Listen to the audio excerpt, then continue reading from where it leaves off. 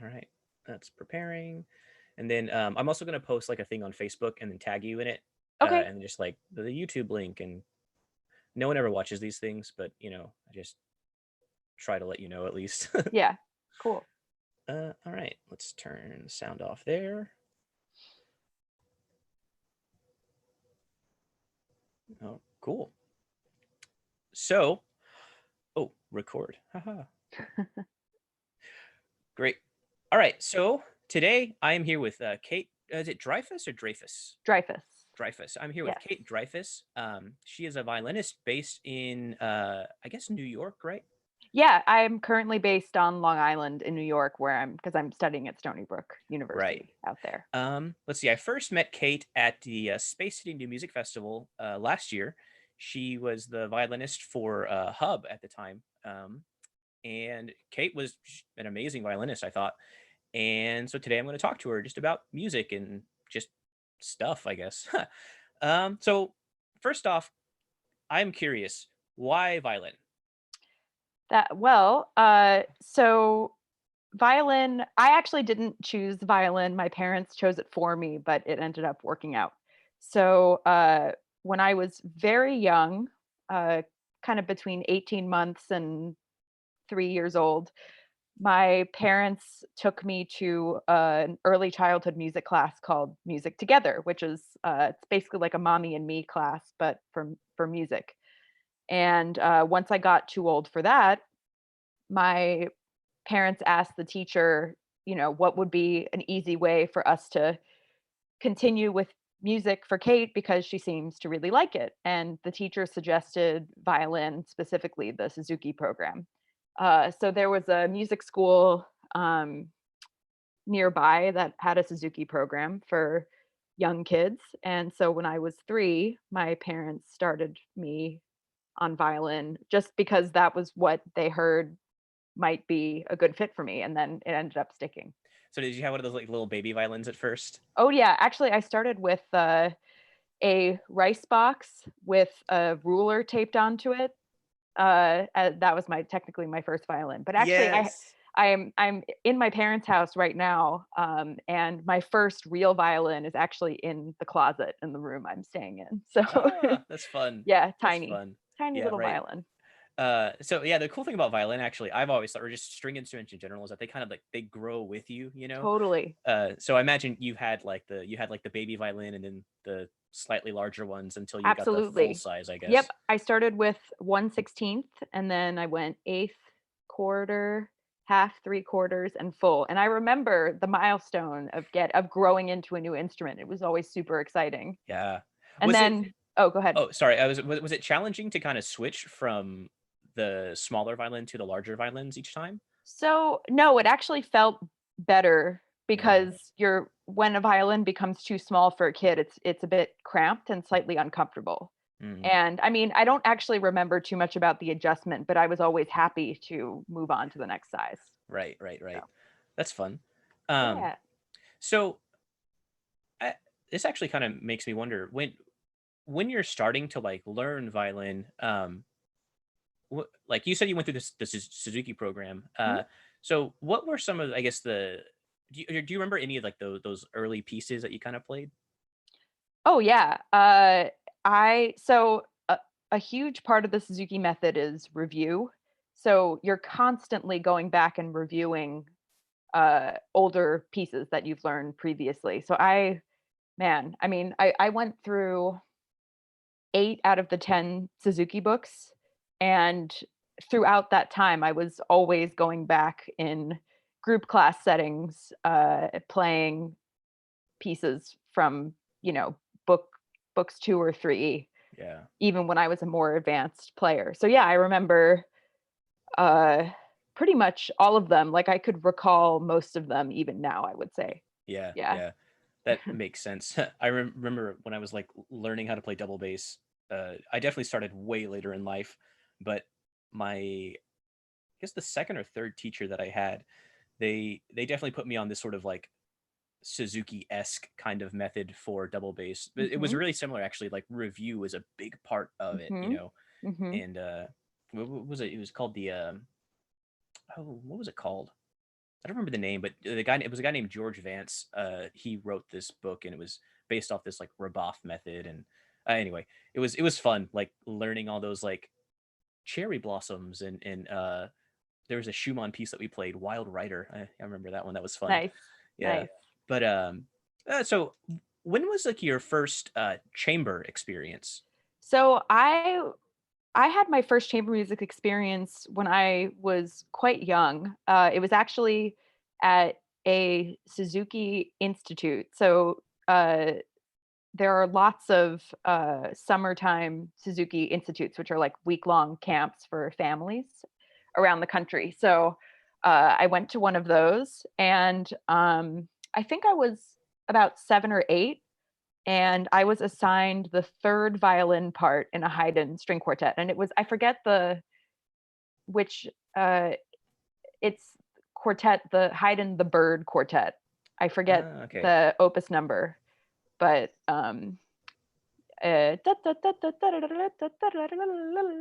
that one. And I Yeah, yeah. played the viola part, but it was arranged for third violin. That's funny. Yeah, yeah. Yeah. So So that was, I was quite young actually. And then subsequently so during the school year, I attended a program called the School for Strings in Manhattan. And soon after I had that initial experience, I was having string quartet experiences at that Suzuki program. very nice. I'm assuming on violin, right? Yes, yeah, I do. Yeah. I did pick up viola later, Mm, but I was just playing violin. sure, Yeah. sure. Um, I guess as a quick aside, what are some of the differences between like violin and viola? So the violin and viola are very similar in how they look, Hmm. but the viola is wider and larger, and also has a slightly different range. So Yeah. both instruments have 4 strings. Going from high to low on the violin, you have E, A, D, and G. But on the viola, you have A, D, G, and C. So the viola has a lower range, and it has a slightly different timbre than the violin. The violin is very bright Hmm. sounding, whereas the viola is darker, more mellow. Um, it doesn't have the same brilliance that the higher register of the violin has. It's a Right. beautiful sound, but it's more mournful, I would say, than the sound of the Yeah. violin. That's a good way to describe it, I guess. Mournful. I've always thought of the viola as kind of just it's like a warmer sound, I guess. It's just darker. Exactly, exactly. Yeah, and both require the same general set of skills. Sure. So a violinist can make a sound on a viola and vice versa, but because of the difference in range and therefore the different thickness of the strings on the viola, uh, you have to work a bit harder to get the same resonance in the sound as you would on the violin. So you kind of Right. have to adjust the way you use your bow arm and transfer weight, uh, and you have to adjust the vibrato. Viola requires a wider vibrato than violin in general. Oh, okay.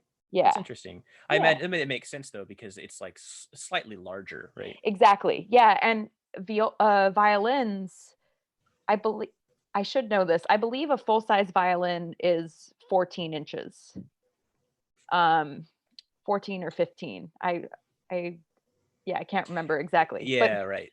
violas can get much larger. So you could someone who's not very tall or has shorter arms would play a viola between 15 and 16 inches. But if you have a long wingspan, you could play a viola that's, 17 plus inches. So Yeah, they can go much larger than violins. right. That's something that has always kind of like fascinated me about viola, I guess, is they seem to come in a like more variety of sizes than violin, which is Definitely, yes. yeah. That always kind of like weirded me out a little bit because I'm a bass player, right? And it's like a three quarters bass is a three quarters bass, right? It doesn't really Yeah. change size, and like those like full size monstrosities, they're just they're massive, but they're all the same size, whereas like viola is the one that kind of like it changes, it seems much more personal in a way. Yeah, absolutely. Yeah. So let's see. What are some of these sort of like classical quartets that you've kind of played? You mentioned a Haydn quartet earlier. And like as my class knows, it's like Haydn was sort of the godfather of the string quartet. So what I guess maybe not what are some of the classical what are some of your experiences playing these classical quartets as opposed to sort of more modern things? Uh, experience So in what I way? mean I mean like what sort of like techniques or mindset do you have to be in to play more of a classical quartet versus like something more modern, if that makes sense? Yeah, I mean, anytime you're playing in a string quartet, no matter what era. Oh, dog visitor. Yep. Uh, Samus, go on, go check it out. Go check it out. Go on. oh, Sorry. no, no worries. So no matter what kind of or what era the music is from, in string quartet, you're always working on the development of a cohesive sound and balance. So I don't know. I guess in more classical repertoire, there aren't as many extended techniques that are used. Yeah. So perhaps that, that gives you more leeway to think about producing cohesive sound. But I don't even know if I agree with that. I like no matter what kind of music I'm playing, I'm always thinking about blend and sound Oh, cohesion and intonation and making sure everybody's on the same page with musical ideas and things like that. right, right. So, some of those things, I guess they sort of transcend like genre and style. Like the idea of intonation or even just a a singular cohesive sound. It seems that like that that clearly is like gonna matter, I guess, between any style that you're playing. Exactly. Um, so I guess like real quick, do you have like a favorite sort of classical genre piece that you've played? Yes. So let me make sure I'm getting Samus, this. sorry. Come here. Yeah, I know. So hold on one second. I'm just Oh, gonna of course. grab my iPad to make sure I'm getting the opus number correct. That's fine. So real quick, I guess for my class, while Kate kind of go, oh, there she is. Great. We'll never know. Okay. Oh, it's been a while since I've No, opened I understand. the four score in my iPad. Right. Oh dear. Okay. Oh, so I guess while Kate kind of pulls this up really quick for my class, I think that this is actually kind of an interesting aside. Um, a lot of musicians and sort of ensembles today have kind of transitioned to this sort of electronic side of things. And she mentioned Fourscore. Fourscore is probably like the industry standard now of like applications to use to like read music. I think it's really interesting how we've kind of just all sort of like congregated around this one thing that like we all it's just like it works, and so we all just kind of yeah, went to that one. and Fourscore is a godsend because if you're traveling back Yep. in the days when we traveled, uh, Yeah. Right. and you have What's that? a lot of music to bring with you, you can just download it all onto your Yeah. iPad, and instead of bringing uh, lots of books of sheet music with you, you can just have your iPad, which is great. Right. Right.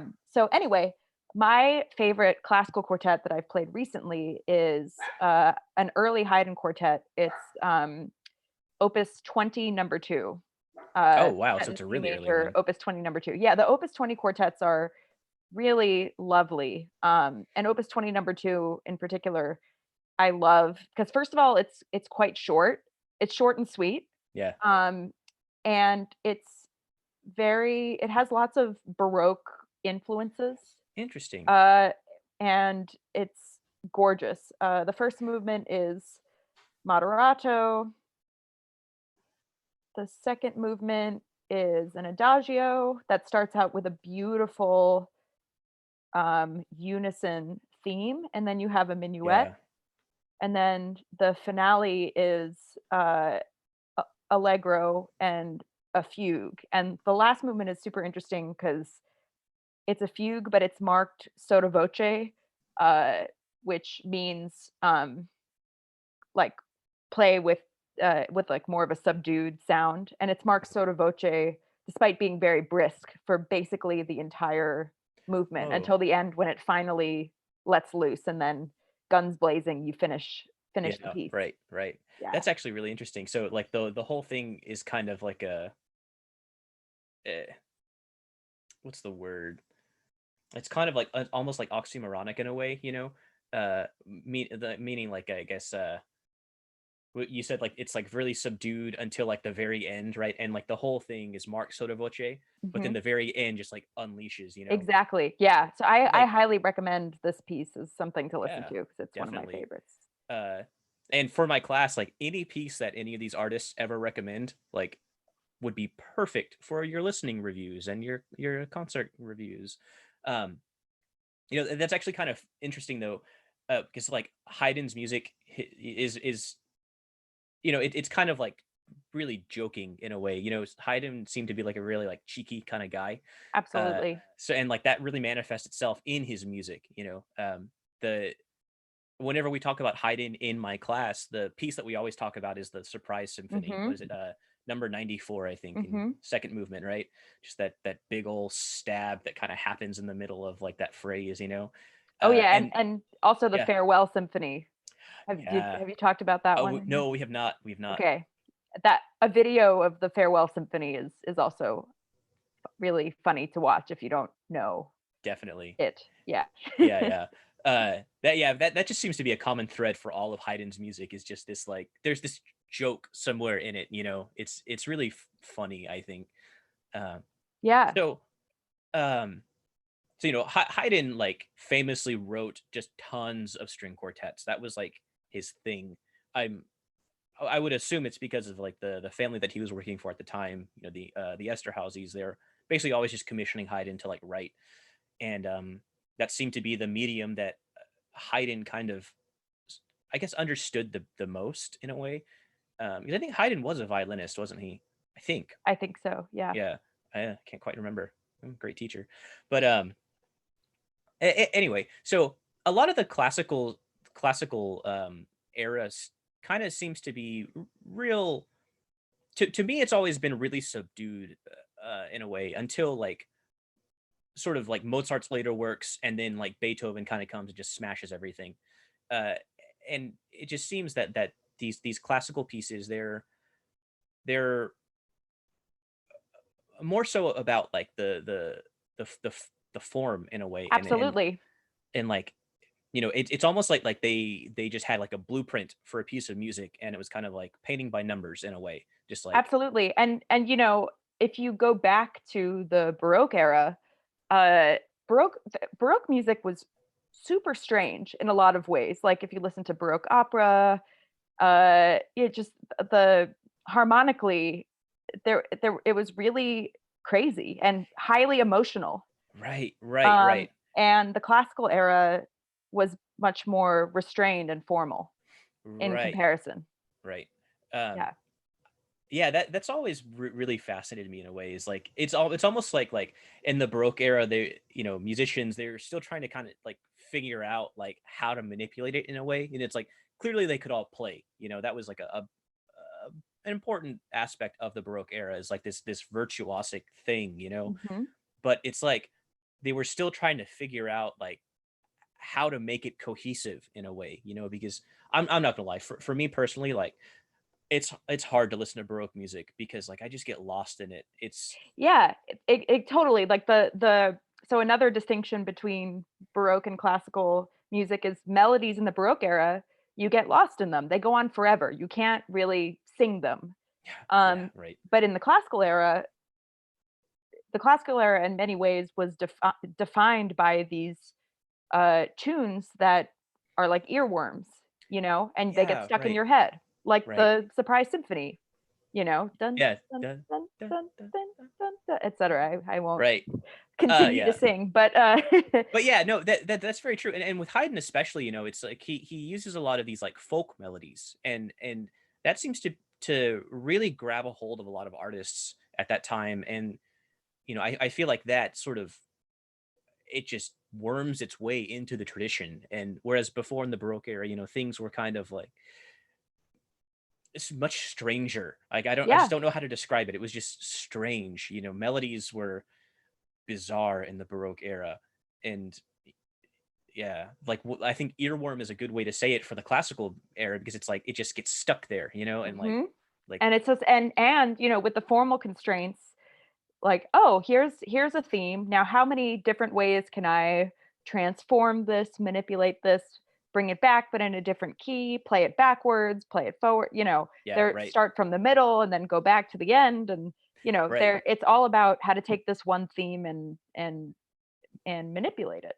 And right. that Something that I try to stress a lot is that like what these classical composers are doing is, it's actually really similar to like what a modern day sort of like DJ in a way does, or like sort of like electronic artists, because like today it's sort of, you open up your software and then sort of throw sounds into it and then just kind of cut it up and paste it, and in reality it's like that's what these classical composers were doing. They just didn't have the sort of com- technological level that we had today. They Yeah, were there are just doing it definitely on paper. similarities. Yeah, for sure.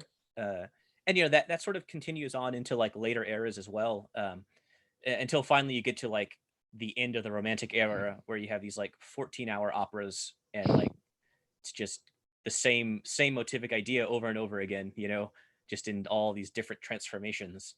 And eventually things kind of snap, and you get that sweet 20th century music where Yep. like nothing makes sense anymore, but it all sort of does. It's So speaking of like the modern stuff, Sure. what are some of some modern pieces that you've played that sort of stand out, I guess? Oh, well, uh last year I got to play all of Julia Wolf's string quartets on one concert. Whoa. And I love those quartets. And they're so challenging and rewarding to play. Yeah. I would highly recommend. My favorite of the bunch is Early That Summer. Okay. And there's a great recording by the quartet Ethel. And I actually played the quartet on a big concert in New York last February. But their recording of Early That Summer from their album called Heavy is amazing. And I believe it's certainly on streaming platforms, and I believe also on YouTube. So Okay. Definitely. yeah. Yeah. My class, check it out. uh, yeah. I'm actually not too familiar with Julia Wolf's music. I know a few of her pieces. There was like a percussion thing, I think. I can't remember what it's called now. I was actually, no, I'm thinking of Higdon. Anyway, sorry. Julia Wolf's music, though, every time that I hear a piece of hers, like I'm like blown away by it. I really need to check out more of it. It's good music, Yeah, man. it's what I love about her music is she captures intensity in such a compelling way. And uh I I don't know, I'm just really affected by everything I hear of hers. I Right, love it. right. No, Um, those moments in like just as a like where you can personally relate to a piece of music, and it's like it just grabs you, and like the hairs on your arm like stand up a little bit. Those are like the moments I live for, man. Uh, Absolutely. I know. And it's great when you have that feeling while you're playing. It's yeah, even better. right, And right. yeah, I'm holding on to the memories of that and looking forward to when we get to Do it experience all again. of that live again. Yeah. Yeah. Oh man, uh, Um, can't wait for yeah. that. Yeah. Also, let's see. So yeah, Julia Wolf string quartets. Also, Steve Reich, Music for 18 Musicians, Oh, yeah. is a piece I've loved for years and heard live a bunch of times, and I got to play it at Stony Brook a couple years ago. Very fun. And uh, that piece. It's about an hour long, and it moves quite slowly. So it's a Mm. different experience than listening to, a 10-minute movement of a string quartet. It's more patient. Uh, Things evolve more slowly, but and there's a lot of repetition of patterns. Right, right. Which is that's very indicative of that minimalist style, things just gradually growing and you know, uh, minimalist music to me is actually kind of hard to listen to sometimes, but the pieces that, the pieces that stand out like are absolutely phenomenal. Um, like Music for 18 Musicians is one of those pieces. And that one in Terry Riley's In C is one of my absolute favorite pieces. That's one of those things I'm never going to forget the first time I heard that piece. Yeah. Yeah, the first time was I saw a live performance of it, and I was just like, "What am I experiencing?" And like 45 minutes later, and I was just like, "Ah." Yeah, yeah. I remember the first time I heard Music for 18 also, Yeah, similar. Yeah. yeah, right. And yeah, I just The I love that piece so much. Right. Those like I said, when you can find like that minimalist music that really just grabs you. Um and and that's kind of true for every genre, I guess, is like there's always just these gems in every style of music. Even in even in the Baroque era, there's just these things that like stand out and just kind of like they speak to you in a way for some reason. I'm a firm believer of like this idea that like there's a reason that certain pieces we still talk about today, like because there's something about that music that speaks to you for some reason. I don't quite understand it, and I don't know if I ever will. Yeah, I don't think we will ever completely understand why a particular piece moves us, and I think that's what makes it so special is that we can't define why. Right, Uh, right. yeah.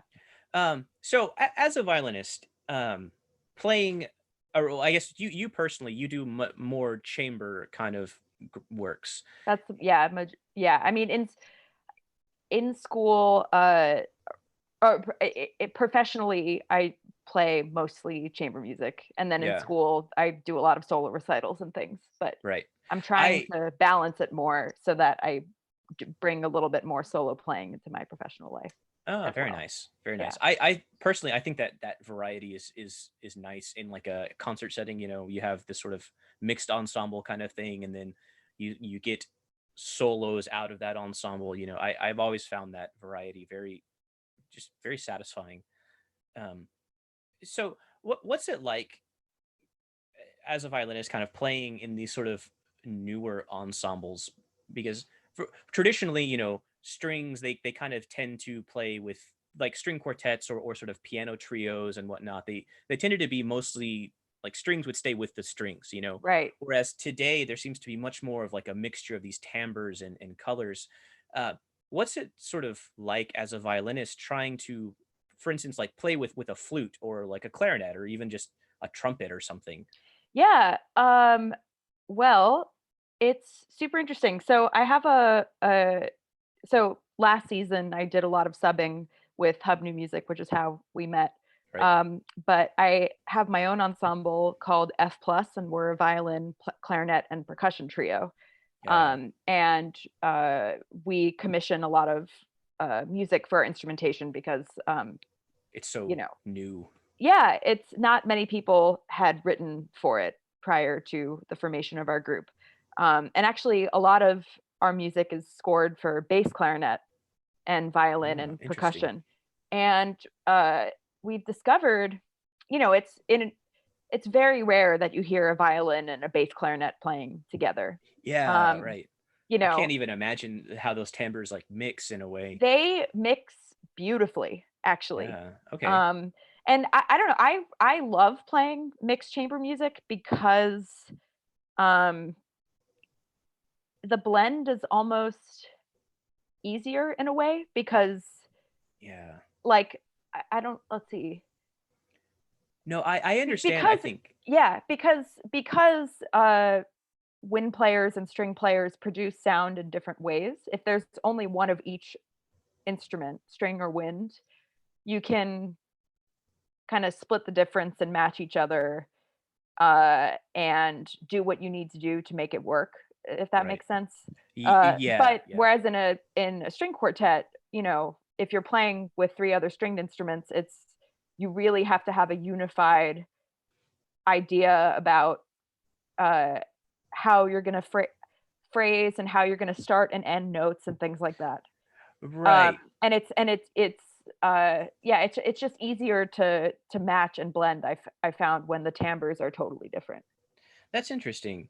It almost seems like it would be the exact opposite, but it kind of makes sense though, because the sounds are so contrasting that y- you as a performer actually, I feel like, have more freedom to sort of work inside of that blend. Exactly. Yeah. Yeah. And yeah, so I really enjoy playing mixed chamber music for that reason, and also because you have to really get creative sometimes about how to match Yeah. articulations, because you know the Right. way string player starts a note is different from how wind player does, and then of course wind and brass players, they have breath involved in a way that string players don't. Right. So something that it's been interesting to me for me working with clarinet to like understand how a clarinetist shapes a phrase depending on the amount of breath they need or have. Right. Because uh for you, it's like, it doesn't fit in this bow. right, well, even if it doesn't, I could play an infinitely long phrase if I wanted to. Granted, Right. I'd have to mask bow changes and Sure. things like that, but I could play forever.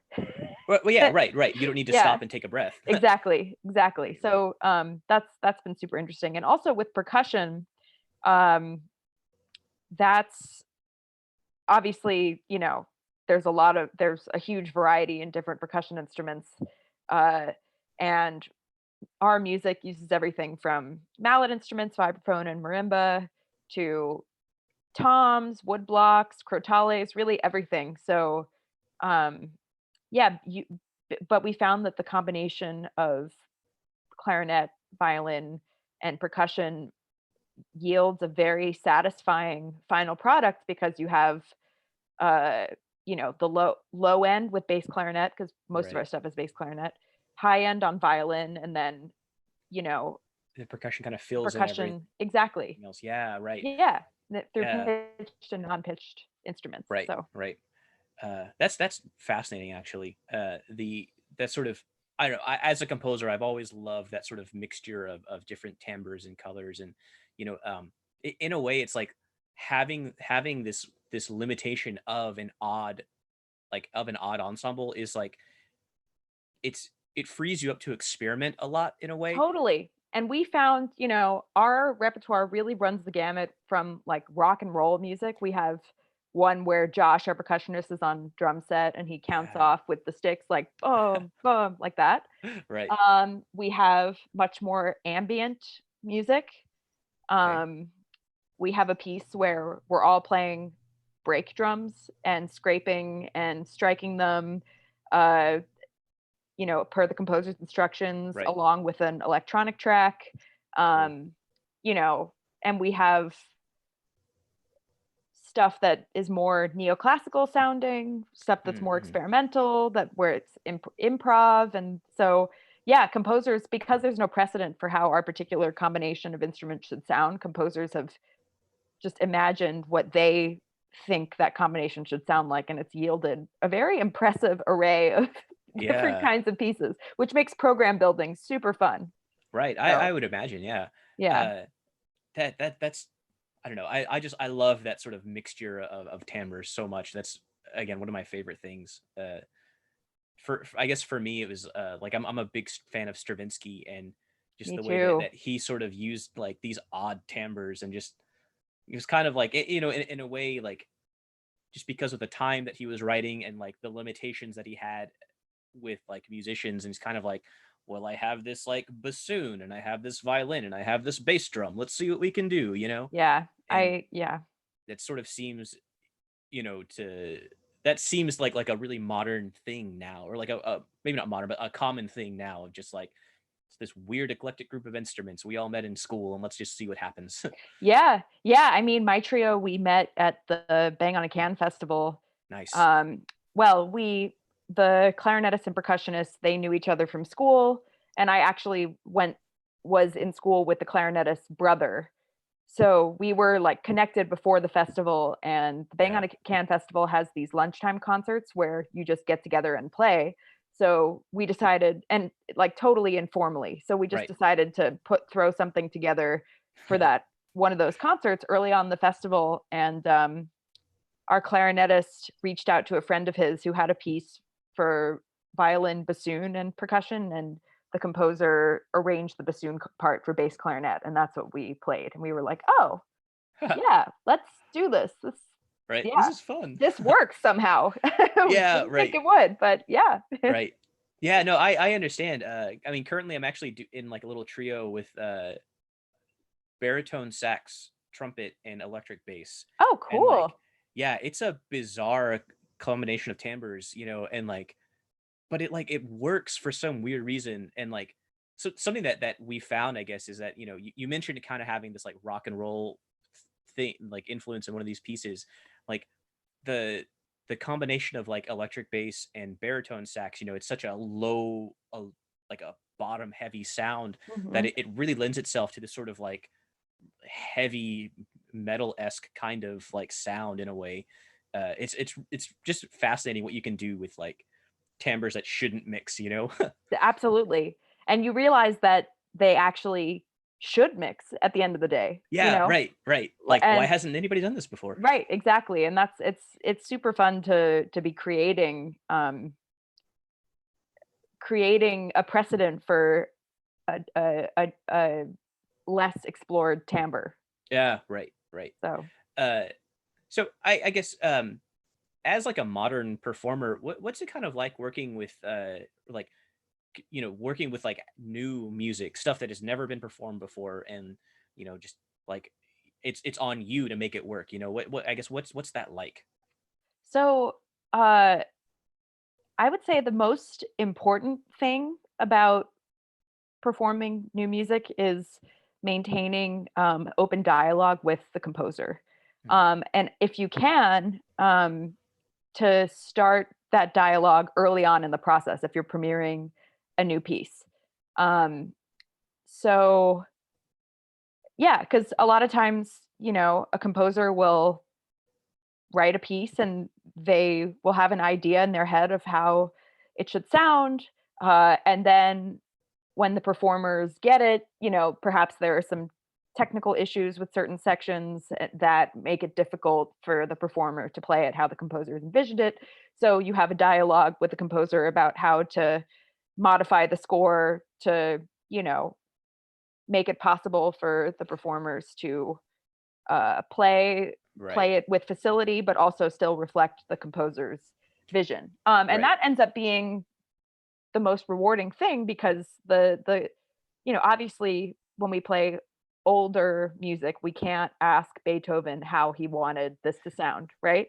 So we right, can only guess based on precedent, based on, the manuscripts, etc. But when you have a real live composer, like you can just available. call them. Exactly. And my favorite part about working with composers is, like the stage before the final product of the piece when the composer is like, okay, here's a section. What do you think? What works? What doesn't work? Let me know. And it's great when you have a free flowing dialogue with the composer, and that's definitely the most important thing. Yeah, Um, and if it's a piece that you uh, that's already been performed, you still can reach out to the composer, um, and yeah. ask. Just the ability to ask when you have questions is really great. Right, right. It's like that's I think what you mentioned, it's like you can't really call up Beethoven and ask him like, what did you mean by this? I think that Yeah. Someone is one figures of out how to do that, they right, right. Yeah, right. It's they like would somewhere have something. right.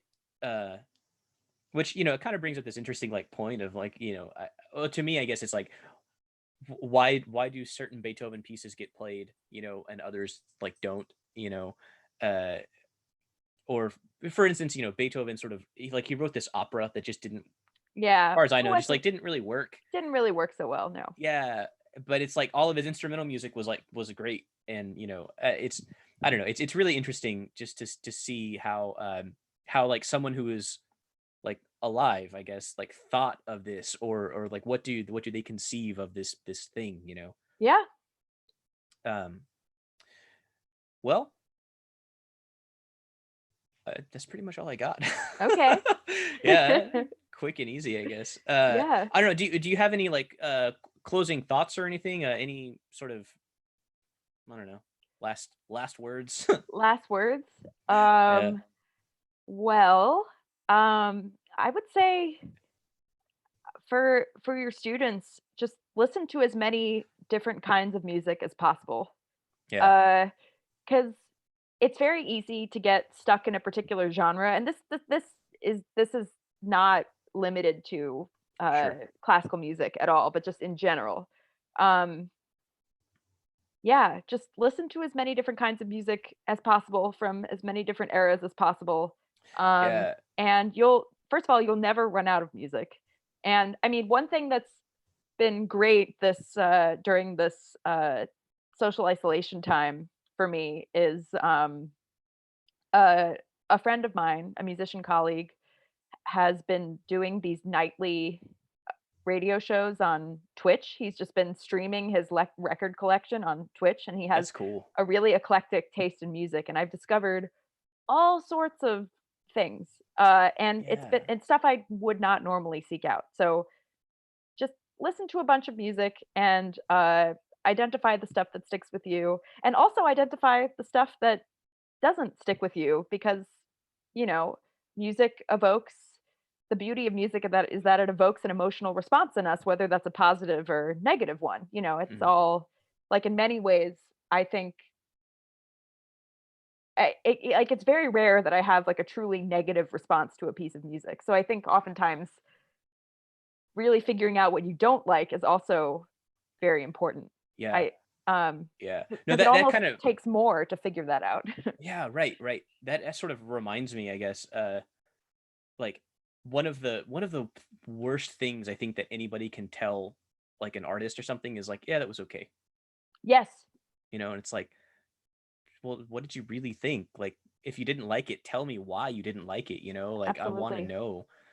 Uh yeah, like that emotional response, I think you're right about that. And something else that you said that just made me think of this also, like the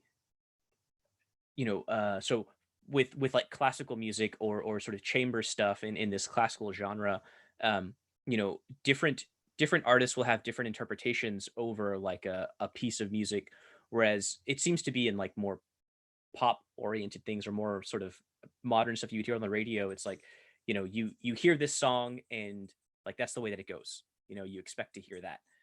Whereas, like you said, it's like you really can't call it Beethoven and ask him like what he meant. So it's really up to you to kind of interpret this, and maybe your interpretation is different from this person's interpretation. Totally, and that's another really interesting thing about classical music. I mean, I would argue that there are I mean, yes, like, if you think about pop music, like, pop stars, their music is more commercial like, you expect to hear it a certain way, but then they also might do an acoustic version, they might Right. do an otherwise stripped down version, but, Right. another really great exercise for your students, is picking a piece of chamber music, like, let's say the Haydn Quartet I mentioned, Opus 20 number 2, and then listen to 3 different recordings of it, and you'd be totally surprised by how different they sound. Like, you would Yeah. recognize each as the same piece, but the tempos and different timings and Right. phrasing is totally different. And yeah, it can be shocking and totally open your mind to different ways of thinking about the same piece. So Right, right.